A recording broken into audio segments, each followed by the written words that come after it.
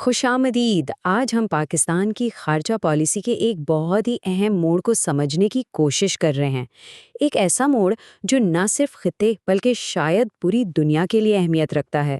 आइए ज़रा गहराई में जाकर देखते हैं कि हालिया वाक़यात किस तरह एक बड़ी तस्वीर का हिस्सा बन रहे हैं और उनकी तशरीह आखिर की कैसे जा रही है। तो ये सारी बहस 2022 में दिए गए एक बयान के गिर्द घूमती है, जिसने उस वक्त पाकिस्तान की खारजा पॉलिसी के मुस्तकबिल के बारे में एक बड़ी बहस छेड़ दी थी। अब हम ये देखेंगे कि उस वक्त कही गई बात को आज के हालात की रोशनी में किस नज़र से देखा जा रहा है। और कहा यह जा रहा है कि वो 2 साल पुरानी पेशगोई गोया अब हकीकत का रूप धार रही है। इस तज्ज़िये में हम उन्हीं हालिया वाक़यात का जायज़ा लेंगे जिनके बारे में कुछ हलकों का ख्याल है कि वो इस पुराने बयान की ही अक्कासी करते हैं।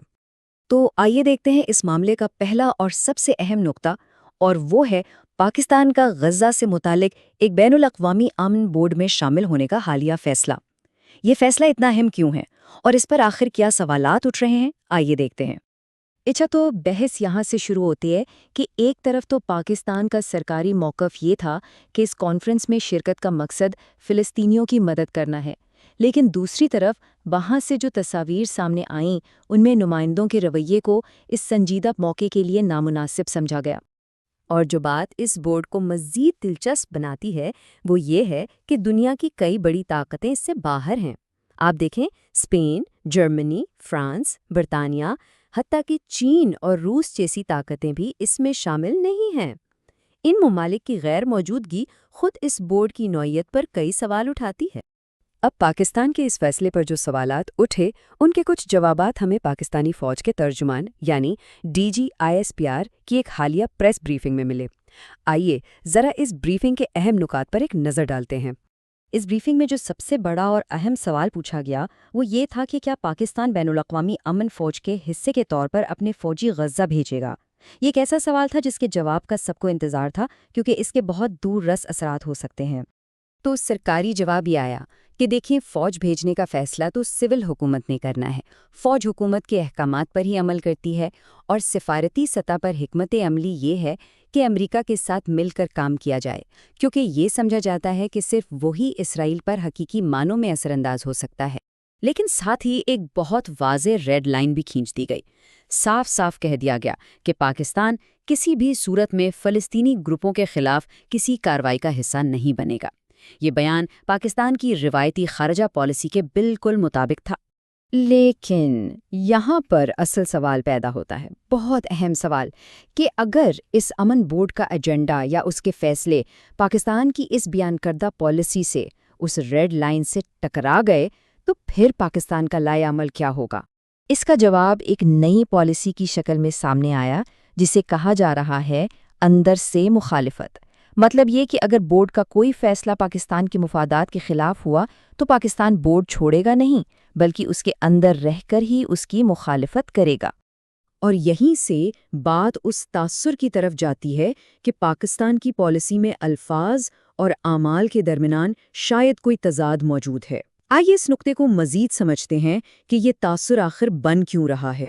ये तजाद इस वक्त बिल्कुल वाज़े हो जाता है जब हम पाकिस्तान की रेड लाइन का मुवाजना इस अमन बोर्ड के मुबैना मकसद से करते हैं। एक तरफ पाकिस्तान कह रहा है कि हम हमास के खिलाफ कार्रवाई नहीं करेंगे, और दूसरी तरफ इसी बोर्ड का सबसे बड़ा मकसद ही हमास को गैर मुसल्लह करना बताया जा रहा है। इस बज़ाहिर तज़ाद की वजाहत के लिए पाकिस्तान के इसराइल के साथ ताल्लुकात को एक ऐसी मिसाल से समझाया जा रहा है जिसे सब जानते हैं, लेकिन कोई भी सरकारी तौर पर तस्लीम नहीं करना चाहता। और ये मुबैना तजाद सिर्फ खारिजा पॉलिसी तक ही महदूद नहीं है। मुल्क के अंदर भी खैबर पख्तूनख्वा और बलूचिस्तान के सूबों के साथ हुकूमती रवैये में फ़र्क की निशानदेही की जा रही है, जिसे बाज़ हल्के दोहरे मयार से ताबीर कर रहे हैं। तो इन तमाम नुकात को अगर मिलाकर देखा जाए तो जो तस्वीर बनती है वो ये है कि पाकिस्तान इस वक्त एक इंतहाई नाजुक और गैर यकीनी पोजीशन में आ गया है। असल दलील ये दी जा रही है कि मौजूदा क़यादत एक तरह से अपने ही बनाए हुए एक स्ट्रेटजिक जाल में फंस चुकी है, जहां उसे बैनुल-अक़वामी दबाव और अंदरूनी सियासी मजबूरियों के दरमियान एक बहुत मुश्किल तवाज़ुन कायम करना पड़ रहा है। इस सियासी जाल को 3 हिस्सों में समझा जा सकता है। पहला, अमेरिकी इंतज़ामिया को राज़ी रखने की ज़रूरत। دوسرا، اگر ان کے مطالبات پورے نہ کیے جائیں تو انسانی حقوق جیسے مسائل پر امریکی دباؤ کا خطرہ۔ اور تیسرا، ان دونوں کے بیچ میں توازن قائم رکھنے کی یہ بہت ہی مشکل کوشش۔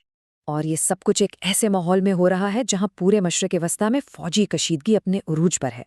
امریکی بحری بیڑے کی نقل و حرکت، بڑی بڑی ایئر لائنز کا اپنے راستے بدلنا، یہ سب اس بات کا اشارہ ہے کہ خطہ ایک بڑے تنازع کے دہانے پر کھڑا ہے۔ اور آخر میں ان پالیسی فیصلوں کے ممکنہ نتائج کے بارے میں یہ ایک سخت تنبیہ کی گئی ہے کہ انہوں نے اپنے گلے میں جلتا ہوا ٹائر ڈال لیا ہے، یعنی آنے والے وقت میں جو بھی ہوگا اس کی ذمہ داری انہی پر عائد ہوگی۔ تو سوال یہی رہ جاتا ہے کہ ایک طرف طاقتور بین الاقوامی دباؤ ہے اور دوسری طرف ملک کی اپنی پیچیدہ سیاست۔ اس چوراہے پر کھڑے پاکستان کے لیے آگے کا راستہ آخر کیا ہے؟